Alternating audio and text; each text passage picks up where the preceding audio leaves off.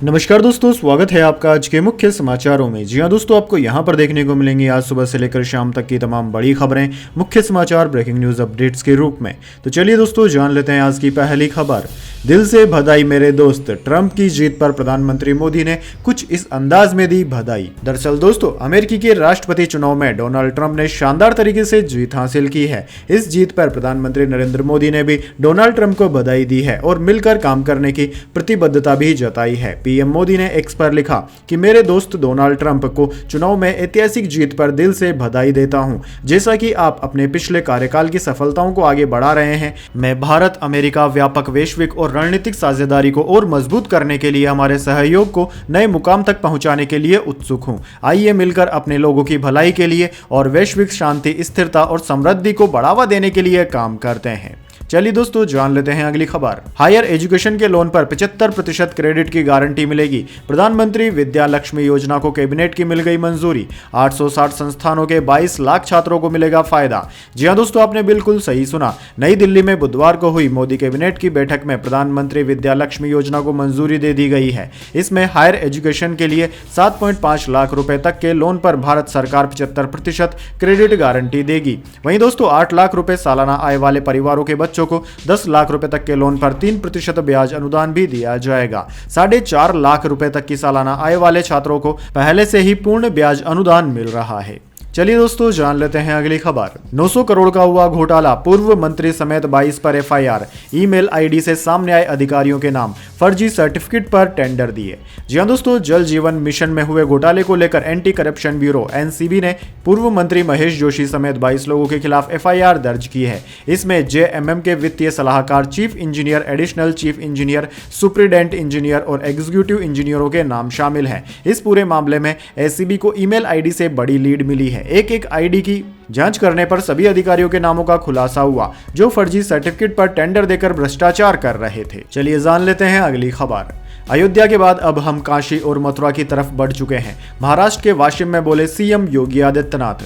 जी हां दोस्तों, महाराष्ट्र के वाशिम में चुनावी रैली को संबोधित करते हुए यूपी के सीएम योगी आदित्यनाथ ने अयोध्या, काशी और मथुरा का जिक्र किया। उन्होंने कहा कि अयोध्या में अभी भगवान राम ने दिवाली का आनंद लिया है। पूरी दुनिया ने देखा कि कैसे अयोध्या दीपों से जगमगा रही थी। ये तो शुरुआत है, केवल अयोध्या ही नहीं, अब तो हम काशी और मथुरा की तरफ भी बढ़ चुके हैं। इसके साथ ही सीएम योगी ने फिर कहा कि बटिए मत, क्योंकि जब भी बटे थे तो कटे थे। एक हैं तो नेक हैं, एक हैं तो सेफ हैं। अपनी ताकत का एहसास करवाइए, जातियों में मत बंटना। चलिए दोस्तों, जान लेते हैं अगली खबर। नागपुर में राहुल गांधी बोले जाति जनगणना जरूर होगी। कहा हम आरक्षण को 50% की दीवार भी तोड़ देंगे। महाराष्ट्र में आज से चुनाव प्रचार शुरू किया। जी हां दोस्तों, राहुल गांधी ने कहा कि देश में जाति जनगणना होगी और इससे दलितों, ओबीसी और आदिवासियों के साथ हो रहे अन्याय का पता चलेगा। जाति जनगणना से सब कुछ स्पष्ट हो जाएगा। सभी को पता चल जाएगा कि उनके पास कितनी शक्ति है और हमारी भूमिका क्या है। जाति जनगणना विकास का प्रतिमान है। उन्होंने कहा कि हम 50% की दीवार भी तोड़ देंगे। दरअसल दोस्तों, राहुल गांधी बुधवार को नागपुर में संविधान सम्मान सम्मेलन को संबोधित कर रहे थे। उन्होंने कहा कि हमें देश को बताना होगा कि हम देश में हाशिए पर पड़े 90% लोगों के लिए न्याय सुनिश्चित करने के लिए लड़ रहे हैं। चलिए दोस्तों, जान लेते हैं अगली खबर। जम्मू कश्मीर विधानसभा में 370 बहाली का प्रस्ताव हुआ पास। बीजेपी विधायकों ने किया हंगामा, दस्तावेज की कॉपियां फाड़ी, सीएम उमर अब्दुल्ला का पुतला भी जलाया। जी हां दोस्तों, जम्मू कश्मीर विधानसभा ने राज्य के स्पेशल स्टेटस अनुच्छेद 370 को फिर से बहाल करने का प्रस्ताव पास कर दिया है। हालांकि बीजेपी विधायकों ने इसका जमकर विरोध किया और प्रस्ताव की कॉपियां तक फाड़ डाली। विधायक वेल में जाकर नारेबाजी भी करते रहे। बीजेपी का आरोप था कि स्पीकर ने मंत्रियों की बैठक बुलाई और खुद ही प्रस्ताव का मसौदा तैयार किया। इसके बाद विधायकों ने मंच पर चढ़कर हंगामा किया। हंगामे के चलते सदन की कार्यवाही गुरुवार तक के लिए स्थगित कर दी गई है। चलिए जान लेते हैं अगली खबर। पटना पहुंचा शारदा सिन्हा का पार्थिव शरीर, नीतीश कुमार ने दी श्रद्धांजलि, कल होगा अंतिम संस्कार। दरअसल दोस्तों, बिहार की स्वर कोकिला शारदा सिन्हा अब हमारे बीच नहीं रही। 72 साल की उम्र में दिल्ली के एम्स में उन्होंने अंतिम सांस ली। बेटे अंशुमन सिन्हा ने मां की मौत की पुष्टि की थी। सिंगर का अंतिम संस्कार 7 नवंबर को पटना में होगा। मनोज तिवारी ने बताया कि पटना में राजकीय सम्मान के साथ शारदा सिन्हा का अंतिम संस्कार होगा। दोस्तों, शारदा सिन्हा का पार्थिव शरीर पटना पहुंच गया है। नीतीश कुमार ने सिंगर को उनके राजेंद्र नगर नगर स्थित घर पहुंचकर श्रद्धांजलि दी। शारदा के पार्थिव शरीर को अंतिम दर्शन के लिए रखा गया है। परिवार और इंडस्ट्री के लोग आकर सिंगर को आखिरी विदाई देंगे।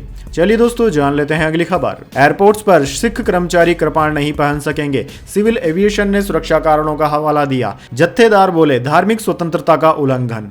जी दोस्तों, भारत के एयरपोर्ट्स पर सिख कर्मचारी कृपाण नहीं पहन सकेंगे। इसको लेकर 30 अक्टूबर को the bureau of civil aviation ने ऑर्डर जारी किए थे। BCAS ने अपने आदेश में कहा कि एयरपोर्ट्स पर कार्यरत सिख कर्मचारी सुरक्षा के मद्देनजर कृपाण नहीं पहन सकेंगे। एक दिन पहले ही सभी एयरपोर्ट्स के कर्मचारियों को यह गाइडलाइन मिली थी।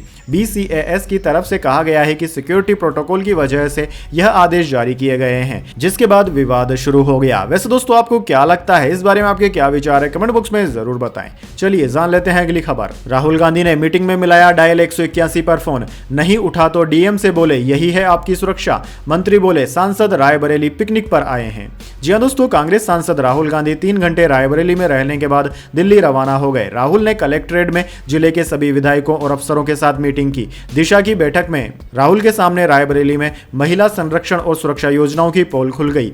DM हर्षिता माथुर महिला सुरक्षा से जुड़ी हेल्पलाइन 181 का बखान कर रही थी। राहुल गांधी ने अपने मोबाइल नंबर से 181 पर डायल कर दिया, लेकिन कॉल रिसीव ही नहीं हुआ। राहुल गांधी बोले मेरा ही फोन नहीं उठा तो कैसी सुरक्षा है आपकी। इधर योगी सरकार में मंत्री दिनेश प्रताप सिंह भी इसमें शामिल हुए। राहुल और दिनेश प्रताप सिंह मीटिंग के दौरान अगल बगल में बैठे रहे।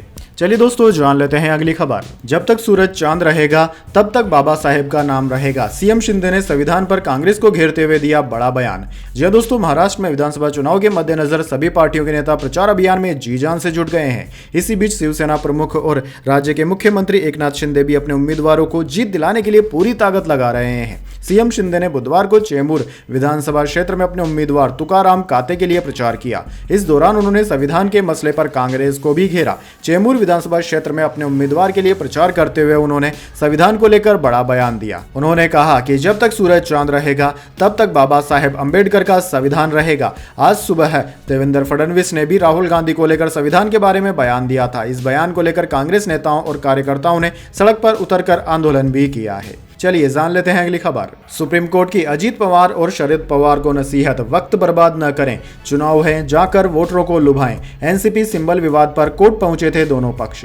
जी हां दोस्तों, महाराष्ट्र विधानसभा से पहले नेशनलिस्ट कांग्रेस पार्टी NCP के चुनाव चिन्ह घड़ी के विवाद पर सुप्रीम कोर्ट ने बुधवार को अजीत पवार की पार्टी को राहत दी। हालांकि अदालत ने अजीत और शरद पवार की NCP को नसीहत भी दी है। कहा है कि वे कोर्ट में अपना समय बर्बाद न करें बल्कि चुनाव में जाकर वोटरों को लुभाएं। कोर्ट ने अजीत गुट से कहा कि अखबारों में 36 घंटे के भीतर डिस्क्लेमर छपवाएं कि घड़ी चुनाव चिन्ह का मामला कोर्ट में है। दरअसल दोस्तों, आपको बता दें, शरद पवार गुट ने यह याचिका लगाई थी जिसमें कहा गया है कि अजीत गुट अदालत का आदेश नहीं मान रहा है, इसलिए उसे महाराष्ट्र विधानसभा चुनाव में घड़ी चिन्ह के इस्तेमाल से रोका जाए। चलिए दोस्तों, जान लेते हैं अगली खबर। अमेठी वाली गलती अब नहीं दोहराना चाहते राहुल गांधी, रायबरेली आकर दे गए बड़ा सियासी संदेश। जी हां दोस्तों, भारतीय राष्ट्रीय कांग्रेस के नेता और यूपी स्थित रायबरेली से सांसद राहुल गांधी ने अपने संसदीय क्षेत्र आकर बड़ा सियासी संदेश देने की कोशिश की है। राहुल गांधी रायबरेली आए, न कोई जनसभा की, न कोई सियासी बयान दिया और न ही उपचुनाव पर कोई बैठक की, सिर्फ सरकारी कार्यक्रम के लिए आए। रायबरेली को PMGSY योजना के तहत सड़कों की सौगात दी और चले गए। राहुल गांधी के इस नए सियासी स्वरूप से हर कोई हैरान है। चलिए दोस्तों, जान लेते हैं अगली खबर। भड़काऊ भाषण देकर फंस गए मिथुन चक्रवर्ती, डिस्को डांसर के खिलाफ हुई FIR, बढ़ सकती है मुश्किलें। जी हां दोस्तों, कोलकाता में भारतीय जनता पार्टी की एक बैठक के दौरान बॉलीवुड के डिस्को डांसर और दिग्गज राजनेता मिथुन चक्रवर्ती की भड़काऊ टिप्पणी के खिलाफ कोलकाता के सटे विधान नगर के एक पुलिस स्टेशन में FIR दर्ज कराई गई है। गृह मंत्री की मौजूदगी में बीजेपी के सदस्यता अभियान के कार्यक्रम में मिथुन चक्रवर्ती की फिल्मी डायलॉग के खिलाफ कोशिश शाह नामक एक शख्स ने मामला दर्ज कराया है। आरोप है कि उन्होंने फिल्मी स्टाइल में एक डायलॉग का हवाला देते हुए कानून व्यवस्था को प्रभावित करने वाली टिप्पणी की थी। दरअसल दोस्तों, मिथुन चक्रवर्ती ने फिल्मी स्टाइल में कहा था कि तुम हमारे डाल का एक फल तोड़ोगे तो हम 4 तोड़ेंगे। उनके इस बयान को भड़काऊ माना जा रहा है, जिसके बाद उनके खिलाफ शिकायत दर्ज कराई गई है। चलिए दोस्तों, जान लेते हैं अगली खबर। दिल्ली में यमुना किनारे नहीं होगी छठ की पूजा, हाईकोर्ट ने याचिका खारिज कर दी। कहा पानी बहुत ज्यादा प्रदूषित है, इससे लोगों की सेहत बिगड़ेगी। जी हां दोस्तों, दिल्ली हाईकोर्ट ने यमुना तटों में छठ पूजा मनाने की परमिशन देने से इनकार कर दिया है। कोर्ट ने बुधवार को कहा कि नदी का पानी बहुत ज्यादा प्रदूषित है, इसमें पर्व मनाने से लोगों की सेहत बिगड़ सकती है। चीफ जस्टिस मनमोहन और जस्टिस तुषार राव गंडेला की बेंच ने कहा कि नदी में 1000 जगहों पर छठ मनाने के इंतजाम किए गए हैं, वहां जाकर लोग पर्व मना सकते हैं। याचिका पूर्वांचल नवनिर्माण संस्थान ने दायर की थी, जिसमें कहा गया था कि छठ पूजा पर लगा बैन हटना चाहिए। चलिए दोस्तों, जान लेते हैं अगली खबर। अकबरुद्दीन ओवैसी ने फिर किया 15 मिनट का जिक्र। 2012 में कहा था 15 मिनट के लिए पुलिस हटा लो, पता चल जाएगा ताकतवर कौन है।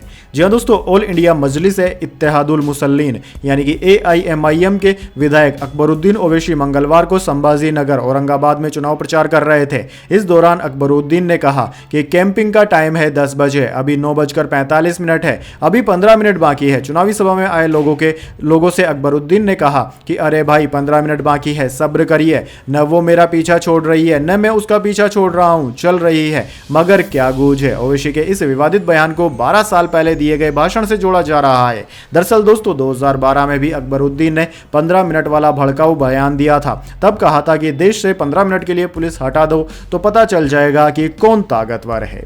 चलिए दोस्तों, जान लेते हैं अगली खबर। ट्रंप की जीत पर इजरायली न्यूज चैनल में जश्न, एंकर ने किया चीयर्स, वीडियो हुआ वायरल। जी हां दोस्तों, अमेरिका और इजरायल के बीच दोस्ती की गहराई किसी से छिपी नहीं है। दोनों देशों के बीच सहयोग और समर्थन का रिश्ता है जो हर मुश्किल दौर में मजबूती से खड़ा रहता है। यही वजह है कि अमेरिका में हो रहे चुनाव पर इजरायल की नजरें भी टिकी रहती है। हाल ही में इजरायल के एक न्यूज चैनल 14 न्यूज का वीडियो वायरल हो रहा है, जिसमें डोनाल्ड ट्रंप की चुनावी बढ़त को देखते हुए चैनल ने जश्न मनाना शुरू कर दिया था। यह वीडियो तेजी से सोशल मीडिया पर वायरल हो रहा है। चलिए दोस्तों, जान लेते हैं इसके बाद अगली बड़ी खबर, लेकिन उससे पहले मेरी आपसे एक छोटी सी रिक्वेस्ट है। अगर दोस्तों आपको अभी तक हमारी न्यूज़ पसंद आई है तो इसे एक छोटा सा लाइक जरूर दे दीजिए, और अगर आपको पसंद नहीं आई है तो बेशक आप डिसलाइक भी कर सकते हैं। लेकिन दोस्तों लाइक और डिसलाइक जरूर कीजिए, क्योंकि दोस्तों यही हमारी मेहनत का फल होता है और इसी से हमें पता चलता है कि आपको हमारी वीडियोज़ पसंद आ रही है या नहीं। तो चलिए दोस्तों, जान लेते हैं अगली खबर। सेंसेक्स 901 अंकों की तेजी के साथ 80,378 पर बंद हुआ। निफ्टी में भी 270 अंकों की बढ़त रही। BSE स्मॉल कैप 1077 अंक चढ़ा। जी हां दोस्तों, अमेरिकी राष्ट्रपति चुनाव वोटिंग और नतीजों के बीच सेंसेक्स 6 नवंबर को 901 अंक की तेजी के साथ 80,378 के स्तर पर बंद हुआ। दोस्तों निफ्टी में भी 270 अंकों की तेजी रही और ये 24,484 के स्तर पर बंद हुआ है। वहीं दोस्तों BSE स्मॉल कैप 1077 अंक की तेजी के साथ 56,008 के स्तर पर बंद हुआ। आज सेंसेक्स के 30 शेयरों में से 25 में तेजी और महज 5 में गिरावट रही। निफ्टी के 50 शेयरों में से 41 में तेजी और 9 में गिरावट रही। NSE के सभी सेक्टरल इंडेक्स में आज बढ़त रही। IT सेक्टर में सबसे ज्यादा 4.05% की तेजी देखने को मिली। बात करें दोस्तों निफ्टी 50 के टॉप गेनर और टॉप लूजर स्टॉक्स की, तो दोस्तों आज के मार्केट में निफ्टी 50 के टॉप गेनर्स में JSW स्टील, टाटा स्टील और इंडाल्को रहे, जबकि निफ्टी 50 के टॉप लूजर्स में ट्रेंड, अडानी पोर्ट्स और एशियन पेंट्स रहे। चलिए दोस्तों, जान लेते हैं अगली खबर। सोना 460 रुपए की गिरावट के साथ बंद हुआ। 78,106 रुपए पर आई कीमत। चांदी 2,268 रुपए गिरी। इस साल चांदी 28% और सोना 24% महंगा चल रहा है। जी हां दोस्तों, सोने चांदी के दामों में आज गिरावट देखने को मिल रही है। बुधवार को 10 ग्राम 24 कैरेट सोने की कीमत 460 रुपए गिरकर 78,106 रुपए पर आ गई। मंगलवार को इसकी कीमत 78,566 रुपए पर थी। वहीं दोस्तों चांदी के भाव में आज 2,268 रुपए की गिरावट रही और यह 91,993 रुपए प्रति किलोग्राम के दाम पर आ गई। इससे पहले चांदी 94,261 रुपए पर थी। दोस्तों इस महीने 23 अक्टूबर को चांदी ने 99,151 का ऑल टाइम हाई बनाया था। चलिए दोस्तों, जान लेते हैं अगली खबर। अमेरिकी चुनाव अपडेट के बीच रुपए में ऐतिहासिक गिरावट। अब RBI के दखल की है आस। जी हां दोस्तों, अमेरिकी चुनाव के नतीजों की तस्वीर जैसे जैसे साफ होती जा रही है, वहीं डॉलर में मजबूती बढ़ती जा रही है। इसके बाद डॉलर के मुकाबले भारतीय रुपए में गिरावट बढ़ गई और ये अपने रिकॉर्ड निचले स्तर पर आ गया। बुधवार को रुपए में 84.19 रुपए प्रति डॉलर के निचले लेवल को देखा और यह ऐतिहासिक निचला स्तर है। आज सुबह डॉलर के मुकाबले रुपए में 5 पैसे की गिरावट के साथ कारोबार हो रहा था। डॉलर के मुकाबले 5 पैसे गिरकर रुपया 84.16 रुपए प्रति डॉलर पर कारोबार कर रहा था। इससे पहले मंगलवार को रुपया 84.11 के लेवल पर बंद हुआ था।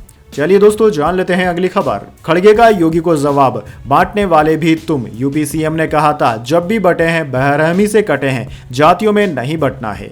जी हां दोस्तों, कांग्रेस अध्यक्ष मल्लिकार्जुन खड़गे ने मंगलवार को यूपी CM योगी आदित्यनाथ के जब भी बटे हैं बेरहमी से कटे हैं बयान पर कहा कि बांटने वाले भी तुम हो और काटने वाले भी तुम हो। खड़गे ने कहा कि ये BJP RSS का एजेंडा है। जब तक आप उनका एजेंडा नहीं तोड़ेंगे वो आपका शोषण करते रहेंगे। झारखंड में कोडरमा की चुनावी सभा में योगी ने कहा कि देश का इतिहास गवाह है, जब भी बटे हैं बेरहमी से कटे हैं। दरअसल दोस्तों, योगी ने 26 अगस्त को आगरा की एक सभा में कहा था कि राष्ट्र से बढ़कर कुछ नहीं है, राष्ट्र तभी सशक्त होगा जब हम एक होंगे। बांग्लादेश में देख रहे हैं ना, वो गलतियां यहाँ नहीं होनी चाहिए। चलिए दोस्तों, जान लेते हैं अगली खबर। नेतन्याहू ने रक्षा मंत्री योव गैलेट को बर्खास्त कर दिया। कहा, हमारे बीच भरोसा खत्म हो गया था, जंग में दुश्मन इसका फायदा उठा रहे हैं। जी हां दोस्तों, इजराइल के प्रधानमंत्री बेंजामिन नेतन्याहू ने मंगलवार को रक्षा मंत्री योव गैलेट को बर्खास्त कर दिया। नेतन्याहू ने कहा कि उनके बीच विश्वास की कमी थी, जो जंग के समय में ठीक नहीं है। टाइम्स ऑफ इजराइल के मुताबिक अब विदेश मंत्री इजराइल कोट्स रक्षा मंत्री का पद संभालेंगे।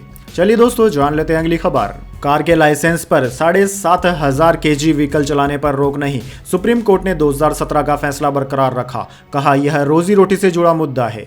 जी हां दोस्तों, सुप्रीम कोर्ट ने कार के लाइसेंस यानी कि light motor vehicle LMV license holders को 7,500 किलो तक वजन वाली गाड़ियां चलाने की परमिशन दे दी है। बुधवार को सुनवाई के दौरान कोर्ट ने कहा कि ऐसा कोई डेटा नहीं है जो साबित करता हो कि LMV ड्राइविंग लाइसेंस होल्डर्स देश में बढ़ती सड़क दुर्घटनाओं के लिए जिम्मेदार हैं। चीफ जस्टिस DY चंद्रचूड़ की अगुवाई वाली 5 जजों की बेंच ने फैसला सुनाते हुए कहा कि यह मुद्दा LMV ड्राइविंग लाइसेंस रखने वाले ड्राइवरों की रोजी रोटी से जुड़ा है। कोर्ट ने केंद्र से कानून में संशोधन प्रक्रिया जल्द पूरी करने को भी कहा है।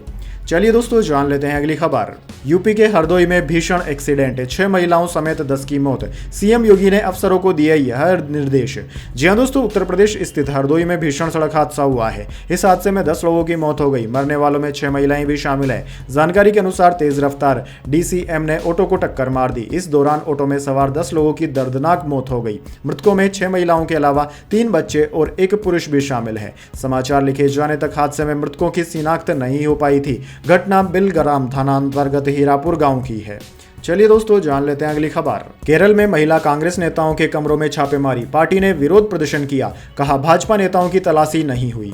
जी हां दोस्तों, केरल उपचुनाव से पहले पुलिस ने मंगलवार देर रात महिला कांग्रेस नेताओं के कमरों में छापेमारी की। चुनावी प्रचार के लिए पलक्कड़ आई कांग्रेस नेता बिंदु कृष्णा और शनि मोल उस्मान एक होटल में ठहरी थी। इसी दौरान पुलिस ने उनके कमरों से तलाशी की। पुलिस को शक है कि चुनावी प्रचार में काले धन के इस्तेमाल किया जा रहा है। हालांकि जांच में पुलिस को कुछ नहीं मिला। इस छापेमारी का कांग्रेस ने विरोध किया। कांग्रेस नेताओं ने बुधवार को इसके विरोध में पुलिस चीफ के ऑफिस के बाहर विरोध मार्च भी निकाला। उन्होंने होटल के CCTV फुटेज की जांच की भी मांग की है। चलिए दोस्तों, जान लेते हैं इसके बाद अगली खबर। गुजरात के आणंद में बुलेट ट्रेन ट्रैक का पुल गिरा, 3 मजदूरों की जान गई, 1 शख्स का इलाज जारी।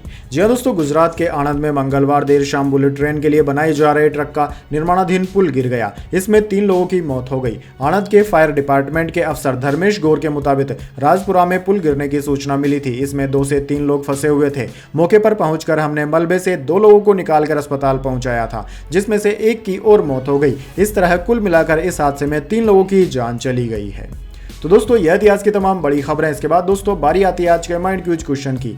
जी हां दोस्तों, एक आसान से सवाल का जवाब देकर आप जीत सकते हैं एक सरप्राइज गिफ्ट हमारे यूट्यूब चैनल की ओर से। तो दोस्तों, आज का सवाल आपकी स्क्रीन पर आ चुका है। अमेरिका की राजधानी कौन सा शहर है? जी हां दोस्तों, अगर आप जानते हैं अमेरिका की राजधानी कौन सी है तो जल्दी से कमेंट बॉक्स में लिख दीजिए। अगर दोस्तों आपका जवाब होता है एकदम सही और आप चुन जाते हैं लकी विजेता के रूप में, तो आपको मिल सकता है एक सरप्राइज गिफ्ट हमारे यूट्यूब चैनल की ओर से। तो दोस्तों, जल्दी से अपना उत्तर कमेंट बॉक्स में लिख दीजिए, वीडियो को लाइक कर लीजिए और चैनल को सब्सक्राइब करके बेल आइकन भी दबा लीजिए। धन्यवाद। वंदे मातरम। जय हिंद।